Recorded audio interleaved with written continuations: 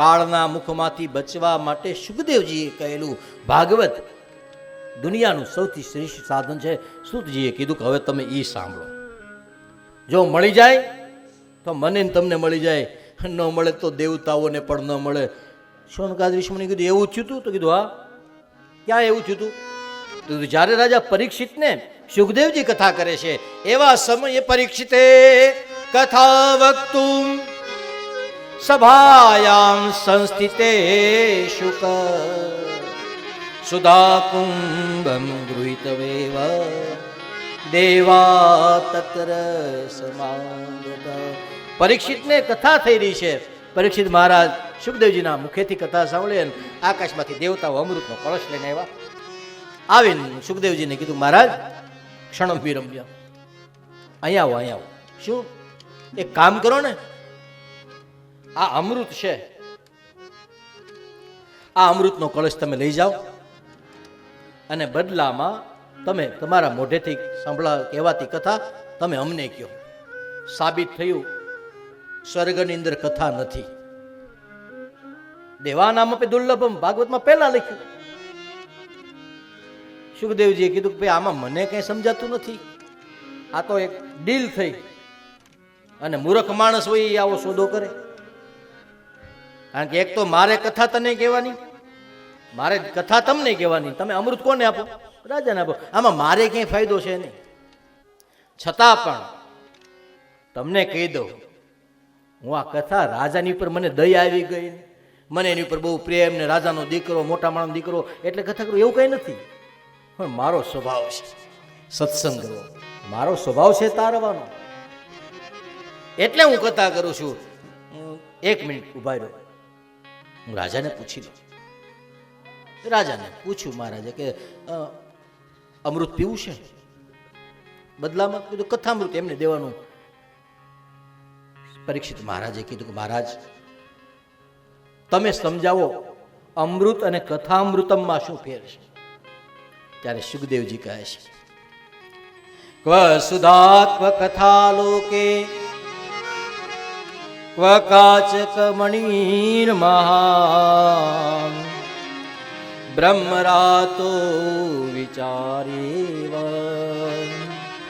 તદા દેવાંજહાસહ. તો કીધું એક પારસ મણિમાં સામાન્ય કાચના ટુકડામાં જેટલો ફેર હોય ને એટલો ફેર છે. એમ નહીં મહારાજ, ગુજરાતીમાં કયો થોડું. તો કીધું અમૃત એ છે જે સ્વર્ગમાં હોય છે, સ્વર્ગમાં જે રહેતા હોય એને અમૃત મળે, નીચે અમૃત મળે નહીં. તો સ્વર્ગમાં જવા માટે શું કરવું પડે? તો કીધું પુણ્ય કરવા પડે. બહુ પુણ્ય કરો તો તમને સ્વર્ગમાં બેસવા મળે. અને સ્વર્ગની સભામાં અહીંયા આપણે જેમ ચા પાણી પાઈ એમને અમૃતની રકાબી લઈને નીકળે, લો પીવો. એ અમૃત પીવાનું. તો કીધું દરરોજ મળે? તો કીધું દરરોજ ન મળે. તો કીધું તમારું જેટલું પુણ્ય હોય ત્યાં સુધી તમને અમૃતનું પાન મળે. પુણ્ય થઈ રહે એટલે પાછું માણસથી નીચે આવવાનું. હવે કથામૃત તો કીધું સિક્કો મારી દઉં, એક વખત કથા સાંભળી લે, દુનિયામાં ક્યારેય ધક્કો જ ન થાય તારે. એકમ ભાગવતમ શાસ્ત્ર મુક્તિદાન ગર્જતી. એક જ એવું શાસ્ત્ર છે જે ગર્જના કરે મુક્તિદાન ન. એટલે અહીંયા તમારે એક વાત એ નોટ કર્યા જેવી છે, ન તો અહીંયા ક્યાંય વાસની હોટી છે. જુઓ, નકર ભાગવત હોય ને વાસની હોટી હોય નથી. એનું કારણ કે મોક્ષાર્થી નથી, કલ્યાણાર્થે છે. કલ્યાણ થઈ ગયું એટલે તમે કથા કરો છો. નહીતર તો પિતૃઓની પાછળ કથા કરતા હોય સ્વામી, તો પછી ખુડસ્યુમાં તમારે બેહવાની જરૂર ને, બધી પિતૃઓને ફોટા બેહાડી દે. કથા તો એની હાટું થાય છે, તમારે હરાય ફરાય મજા કરાય. એવું નથી, યાદ રાખજો. પરીક્ષિત ગુજરી ગયા પછી એના દીકરાએ કથા બેસાડી હતી કે એને જીવતા સાંભળી હતી? ખબર છે? હા કે ના? એને જીવતા સાંભળી હતી ને? હા. મૈત્રેય મહારાજે જે સંવાદ કર્યો એ પછીની વાત છે, પહેલાની. સૂતજીને શૌનક હા જીવતા કરે છે ગુજરી ગયા પછી. બધી જેટલી કથાઓ છે જુઓ, બધી સ્વયં પોતે સાંભળે છે પોતાના કલ્યાણ માટે. હા, એક અપવાદ છે પેલા ધુંધુકારીની વાતમાં. તો ભગવાન કહે છે, સૂતજી કહે છે, શુકજી કહે છે રાજા પરીક્ષિતને, મહારાજ આટલો ફેર છે, એક અમરત્વ આપશે, આ કથા એવી છે અભયત્વ આપશે. અને અભયત્વની પ્રાપ્તિ થાય એટલે વારા ઘડીએ સત્સંગ આપણે ત્યાં નિષ્કુળાનંદ સ્વામી કહે છે, હળવે પુણ્ય હોય નહીં, વળી હરિકથામાં સંગ, મોટા ભાગ્યે મળે ટળે મહાભારે ભવરોગ. આ ઓછા હોય તો ન મેળવે, થોડા પુણ્ય બહુ જાદુ મેળ ન આવે, જેટલું થોડું એટલું ઓછું મળે. પણ આવું મોટું ગ્રંથ, આવું મોટું શાસ્ત્ર તમને મળ્યું છે. એટલે સ્વામી એમ કહે છે કે હળવે પુણ્ય, નક્કી થાય છે કે હળવું નથી, બહુ ભારે છે, આ જન્મનું નથી. બે ચાર શ્રીફળને વધેરતા સમયે એક ગાય ન ફૂટે, 3 ગાયે 4 ગાયે વધેરાય. એનો અર્થ એવો નથી કે ત્રીજા ચોથાએ થયું. એ 3-4 ગાયે એને નબળું કર્યું થોડું, ત્યારે ચોથે કાસલી આગી ગઈ. એમ અહીંયા તમને ભાગવત મળે છે, નક્કી થાય છે કે હાલતા ચાલતા કરેલું નહીં, પૂર્વની અંદર ખૂબ સાવધાની, સાવધાનતયા શુણુ. ભાગવતના મહાત્મ્યની અંદર સુતજીએ કીધું કે સાવધાન થઈને સાંભળો, સાંભળી નાખવા માટે નહીં. આ કાંઈ વ્યવહાર નથી, અહીંયા કોઈ એવું કાંઈ ફરજિયાત પણ નથી કે અહીંયા બેસવું છે. જો કથામાં પ્રીત હોય, કથામાં ચિત્ત હોય તો કથામાં બેસાય. બાકી ખોટો સમય ને, એક તો સમય બગડે, તમને મજા ન હોય, જગ્યા રોકાય. 3 વસ્તુ. તો તમને જરી કંઈ મજા ન આવતી હોય એટલે તમારે પરાયણ તમે રાહ જોતા હોય કે હવે આ તો પહેલા દિવસે તો અડધી કલાક હોય, એને લાંબુ હાક્યું છે, ક્યારે પૂરું થાય? હા, એટલે ત્યાં પ્રોબ્લેમ થઈ જાય. પછી પોથયાત્રામાંથી નીકળ્યા હોય, ડાયરેક્ટ બેસાઈ ગયું હોય, એટલે પાણી પીવાનું બાકી રહી ગયું હોય, ચા પીવાની બાકી રહી ગયું, એટલે થોડોક જીવ એમાં હોય. અને પછી એમ થાય થોડુંક વહેલું પૂરું કરે તો દ્વારિકા જઈ આવીએ, અને થોડુંક કંઈક ખરીદી બરીદી 2 વસ્તુ લેવાઈ જાય. વહેલું પૂરું થાય તો થાય, પણ બહુ લાંબુ કીધું. તો એવા સમયે પ્રીતે શોનક ચિત્તે તે, જો કથામાં, ભક્તિમાં, ભજનમાં પ્રેમ ન હોય તો એ કંઈ કામ નથી. એટલા માટે જ્યાં જે કરો, જેવું કરો એ પ્રેમ અને મોજથી કરો. ધર્મ માણસને મોજીલો બનાવે, ધર્મ માણસને મજા કરતા કરતા ભગવાનનું નામ લેતા લેતા દાંત કાઢવાનું હોય. ભગવાનનું નામ લેતા લેતા કોઈક આડું ઉતર્યું, મજા આપણું ચિત્ત ક્યાં છે? એટલા બધા ભગવાન દાંત કાઢે છે. એ એમ કે હસો, હસવાની સુવિધા માણસને એકને જ આપી છે. કૂતરાઓ દાંત ન કાઢે, ગધેડાને ભાડા પછી દાંત કાઢતા. આજ તો ગમાડ પાસે ગઈને ભે ખડખડાટ દાંત કાઢતી, એવું સાંભળ્યું ક્યારે? હસવાની સુવિધા એકમાત્ર ભગવાને કીધું આ જન્મ હસવા માટે છે, હસો. અને એવું હસો તમારા ગાલમાં પડતું ખંજન અહીંયા બેઠા બેઠા દાંત કાઢો, દ્વારિકાવાળાને દેખાવ છે. અને દ્વારિકાવાળો રાજી થાય. એક સામાન્ય સંત, એક સામાન્ય બ્રાહ્મણના દીકરા તરીકે તમે તમારા દીકરાના લગ્નમાં આવું કરો અને અમે એટલા રાજી થતા હોઈએ. વિચારો નરનારાયણ દેવ કેટલું રાજી થતો છે આજ. વિચારો કે આચાર્ય કુળ કેટલું રાજી, ધર્મકુળ કેટલું રાજી થતું છે કે અમારા આશ્રિતોની અંદર કોઈની આવા સંસ્કારો પીડ્યા છે. વિચારો દ્વારિકા વાળો કંકોત્રીઓ મૂકવા તો દુનિયામાંથી લોકો દરરોજ આવે છે, લગ્ન કરવા દ્વારિકા એવો ભાગ્ય હોય. કંકોત્રી તો દ્વારિકાધીશને 150 આવે, ટાઈમ ક્યાં એની પાસે? ક્યાંય ચાંદ લઈ નથી મોકલતો, કોને પાસે કે કોની અરે મોકલવા? પણ દુનિયામાં એક આ ઐતિહાસિકની અભૂતપૂર્વ અદ્ભુત છે કે દ્વારિકાધીશને કીધું કે તમે લાંબા ન થઈ શકો ને, દર્શીલે એમ કે અમે 2 માણસ ત્યાં આવીએ, અમે તમારી સામે ફેરા ફરશું. આ છે.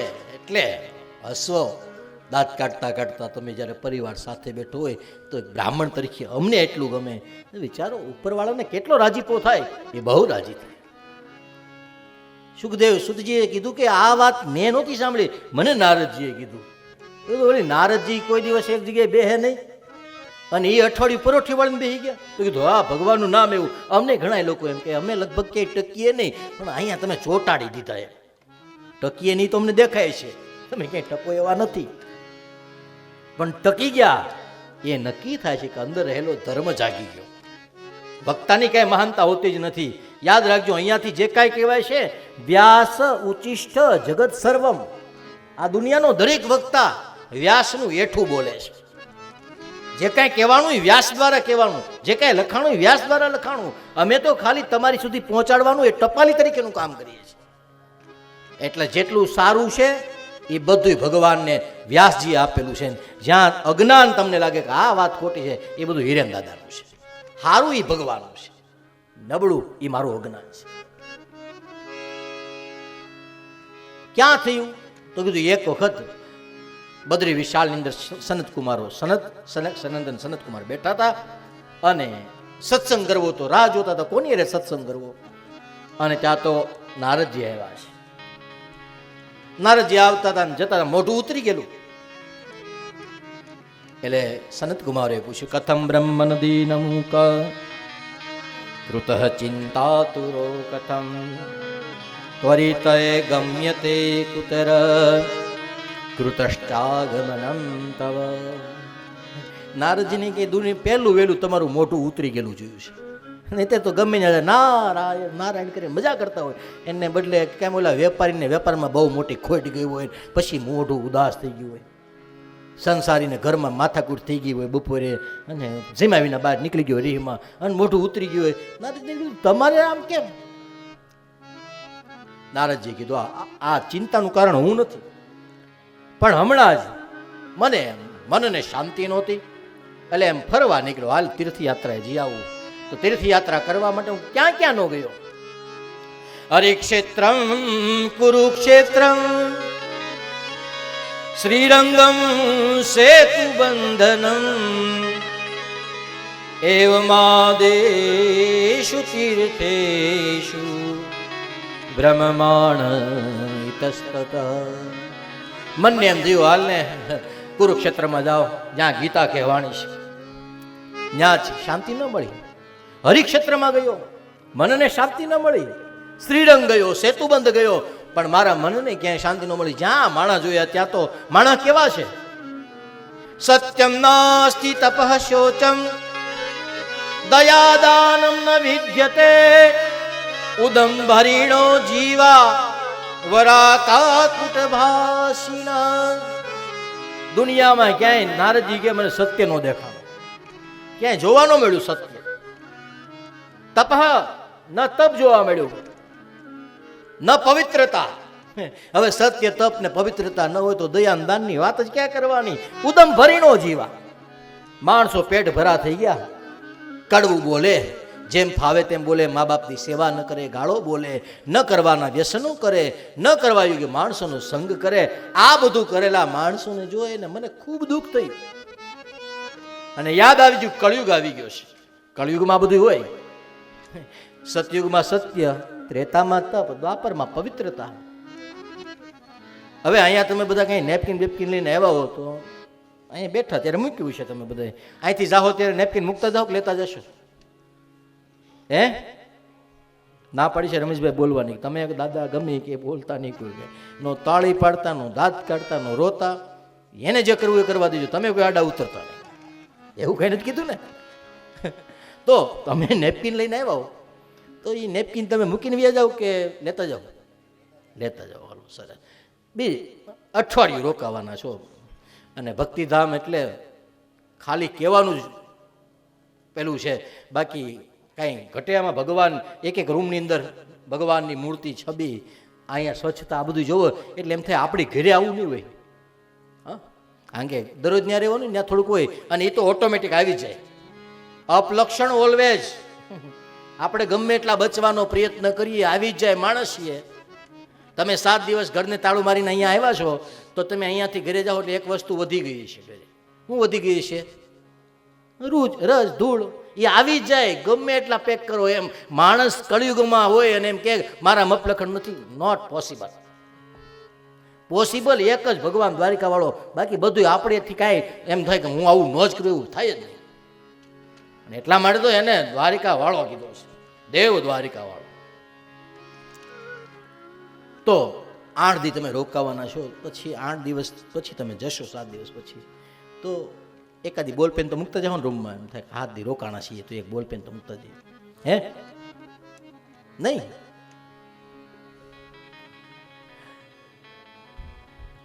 હવે